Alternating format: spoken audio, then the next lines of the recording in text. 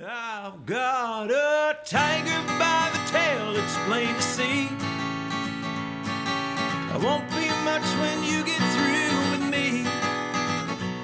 Well, I'm losing weight and turning mighty pale. Looks like I've got a tiger by the tail. Well, I thought the day I met you, you were meek as a lamb. Hi all, on this lesson we're going to learn the acoustic guitar parts from the Buck Owens song, I've Got a Tiger by the Tail. I'm also in the process of working up the Don Rich parts that he plays on the electric, so stay tuned for that one. You'll be able to find that one and this one over on my website at jonathantorgrimson.com. Go on over and say hello. Now on to the lesson. Alright, so let's get into it. First let's talk about the chord forms. The song itself is in E, but the capo sounds to be on the 2nd fret. So to us, the E or E7 is going to look like a D7. And then the 4 chord, the A7 is going to look like a G7. And then the 5 chord, the B, is going to look to us like an A7.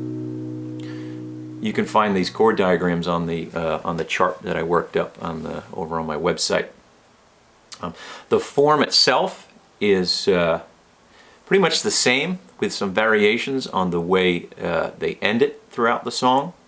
And then the strum pattern is we've got down, down, up, up, down, up, down, down, up, down, up.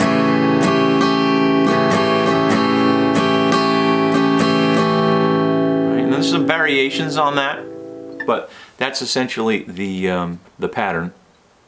Okay, so let's take it through just a basic form, and then we'll talk about the variations. So we'll play through a whole verse and or chorus form, and we'll start from the D7.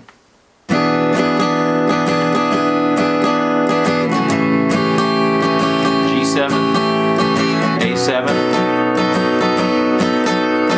B7. Now we turn around with a 5 chord and we're back D7, G7, A7. Stay on the 1 chord.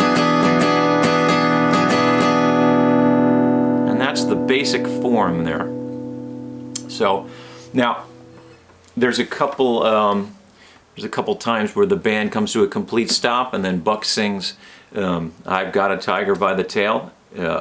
I've got a back, and then the band jumps back in. So in those instances where we stop from, so I'll take it from measure 5, the A7 shape there. It would sound like this on those stop sections.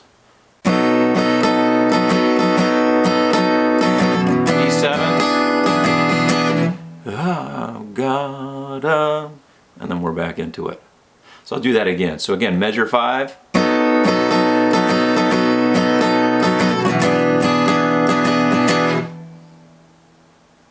So that's one variation. And then there's a big variation on the end, and they end the song, and the whole band sort of hits on these, and it goes.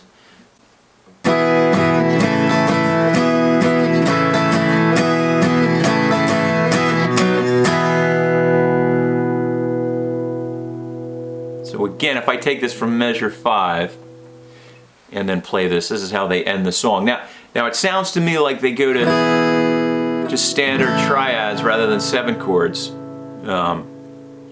So from measure 5, I'm going to play out the way they end the song. So again, it's measure 5.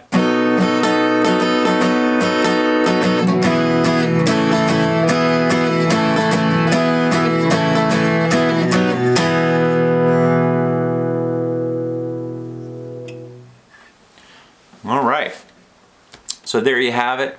Again, just remember, if you wanted to play this without the capo, that the chords are E or E7, A or A7, and then B or B7, and you can plug those in. E for the D chord shape, and it's A for the G chord shape, and then a B for the A chord shape. But we're keeping it simple in reference to the capo.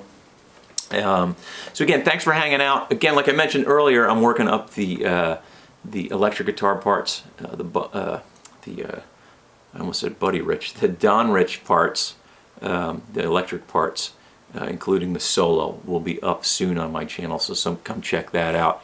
So again, thanks for hanging out. Go on over to my website, jonathantorgrimson.com, and say hello, and I'll see you all real soon.